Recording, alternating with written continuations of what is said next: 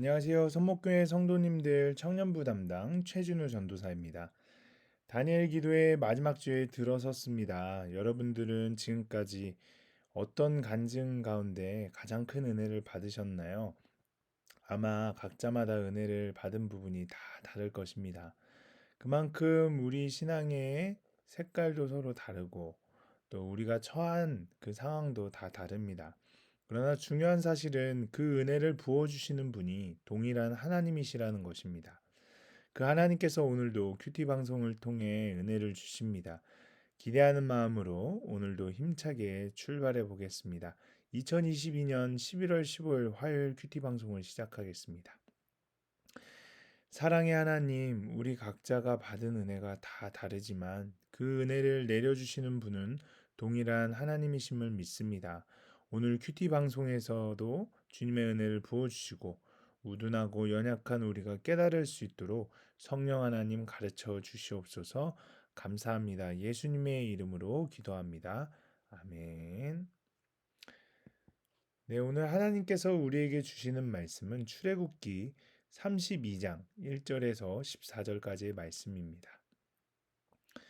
백성이 모세가 산에서 내려옴이 더딤을 보고 모여 백성이 아론에게 이르러 말하되 일어나라 우리를 위하여 우리를 인도할 신을 만들라 이 모세 곧 우리를 애굽 땅에서 인도하여 낸 사람은 어찌 되었는지 알지 못함이니라 아론이 그들에게 이르되 너의 아내와 자녀의 귀에서 금 고리를 빼어 내게로 가져오라 모든 백성이 그 귀에서 금고리를 빼어 아론에게로 가져가매 아론이 그들의 손에서 금고리를 받아 부어서 조각칼로 새겨 송아지 형상을 만드니 그들이 말하되 이스라엘아 이는 너희를 애굽 땅에서 인도하여 낸 너희의 신이로다 하는지라 아론이 보고 그 앞에 제단을 쌓고 이에 아론이 공포하여 이르되 내일은 여호와의 절이니라 하니 이튿날에 그들이 일찍이 일어나 번제를 드리며 화목제를 드리고 백성이 앉아서 먹고 마시며 일어나서 뛰놀더라.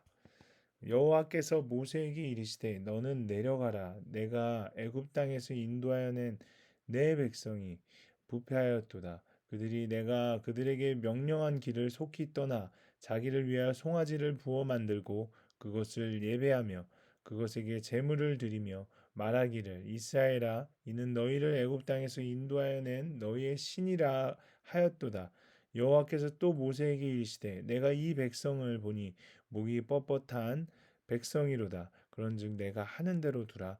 내가 그들에게 진노하여 그들을 진멸하고 너를 큰 나라가 되게 하리라. 모세가 그의 하나님 여호와께 구하여 이르되 여호와여 어찌하여 그 큰 권능과 강한 손으로 애굽 땅에서 인도하여 내신 주의 백성에게 진노하시나이까 어찌하여 애굽 사람들이 이르기를 여호와가 자기의 백성을 산에서 죽이고 지면에서 진멸하려는 악한 의도로 인도에 내었다고 말하게 하시려 하나이까 주의 맹렬한 노를 그치시고 뜻을 돌이키사 주의 백성에게 이 화를 내리지 마옵소서 주의 종 아브라함과 이삭과 이스라엘을 기억하소서 주께서 그들을 위하여 주를 가리켜 맹세하여 이르시기를 내가 너희의 자손을 하늘의 별과 같이 많게 하고 내가 허락한 이 온 땅을 너희에게 너희의 자손에게 주어 영원한 기업이 되게 하리라 하셨나이다. 여호와께서 뜻을 돌이키사 말씀하신 화를 그 백성에게 내리지 아니하시니라. 아멘. 네, 본문을 설명하겠습니다.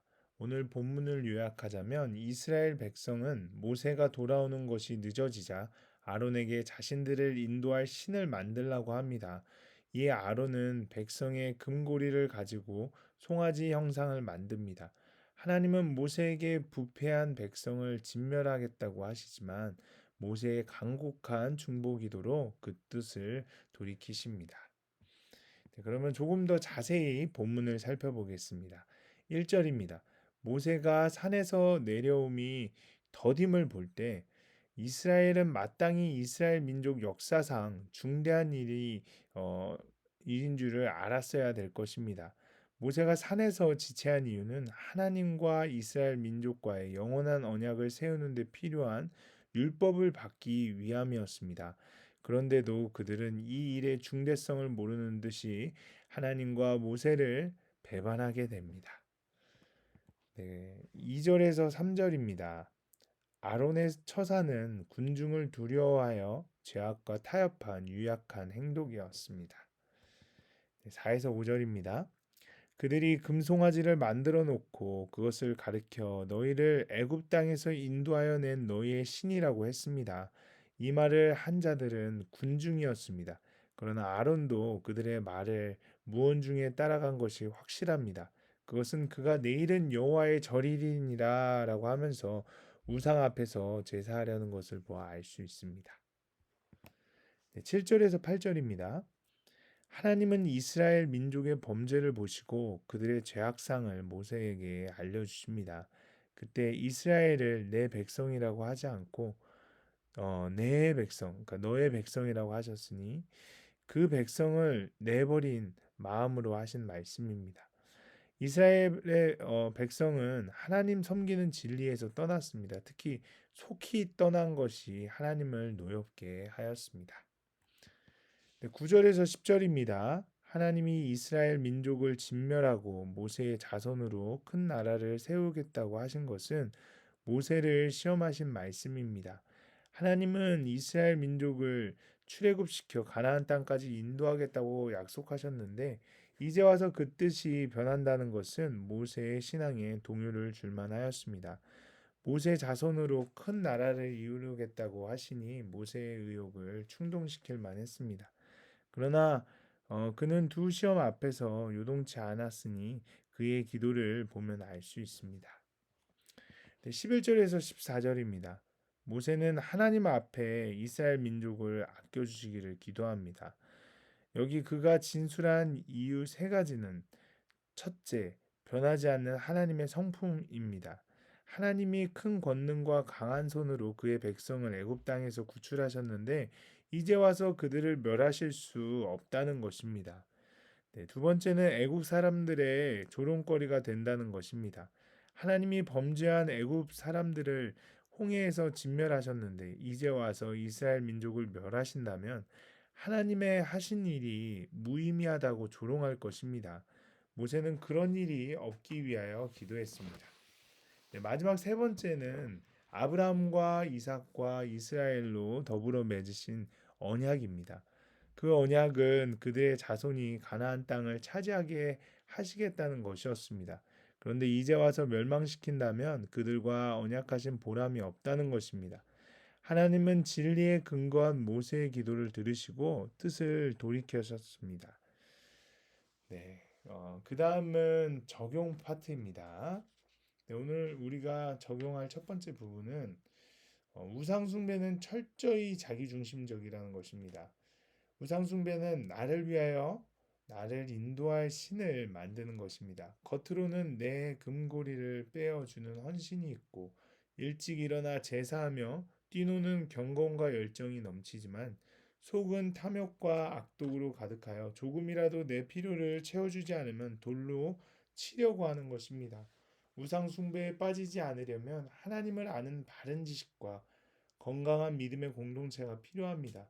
하나님이 원하시는 것은 내 금골이나 열광적인 예배가 아니라 내 문제가 더디 해결되어도 하나님의 선하심을 믿으며 평범한 삶을 잘 사는 것입니다.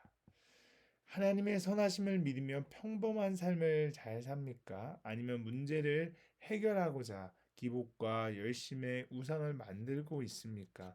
우리 자신을 한번 돌이켜 보았으면 좋겠습니다. 네, 두 번째 적용할 부분입니다. 하나님이 모세에게 이스라엘 백성의 타락을 알려주십니다. 이스라엘의 백성은 출애굽의 구원을 경험한 뒤에 말씀을 다 준행하겠다고 하나님과 언약을 체결했음에도 하나님이 명하신 길을 속히 떠납니다. 그러나 사실 타락의 징조는 여러 차례 있었습니다. 그들의 원망과 불평, 의심과 불순종이 타락의 씨앗이었고 그 열매가 우상숭배였습니다. 하나님은 부패하고 목이 뻣뻣한 이 백성을 진멸하겠다고 하십니다. 언약을 맺고도 내 욕심과 우상 숭배로 하나님의 길을 떠나려는 부패한 모습이 나에게도 있음을 깨닫고 돌이켜야 합니다. 내게는 원망과 불평, 의심과 불순종의 씨앗이 없습니까? 출애굽의 큰 구원을 경험했음에도 불구하고 하나님의 길을 속히 떠나는 부패한 모습이 있습니까? 우리 자신을 한번 돌이켜 보았으면 좋겠습니다. 네, 오늘 우리가 함께 읽을 묵상 간증은 페이지 95쪽에 전경기님의 목이 뻣뻣한 백성입니다. 어려서부터 운동을 한 저는 그 방면으로 유명한 중고등학교에 진학했습니다. 부모님은 가족 우상과 기복 신앙으로 장남이 잘 돼야 가정이 화목하다고 늘 말씀하셨습니다. 저는 어려서 교회를 다녔지만 거의 불신자에 가까워 무조건 열심히만 하면 꿈을 이룰 수 있다는 세상 가치관으로 살았습니다. 노력하면 안 되는 것이 없다며 하나님이 아닌 인정 우상과 성공 우상을 만들려고 노력했습니다. 저보다 운동을 못하는 사람들을 무시하며 살던 저는 부상으로 더 이상 운동을 할 수 없게 되자 세상에서 더욱더 성공하려고 발악했습니다. 운동을 이루지 못한 성공과 부를 직장에서 이루어 보고자 밤낮으로 수고했고 음란과 쾌락을 즐기면서 하나님의 선하심을 믿기보다 문제 해결을 위해 노력했습니다. 하지만 그 결과 1년간의 무보수 직장 생활 그리고 아내 몰래 지게 된 카드빚이었습니다.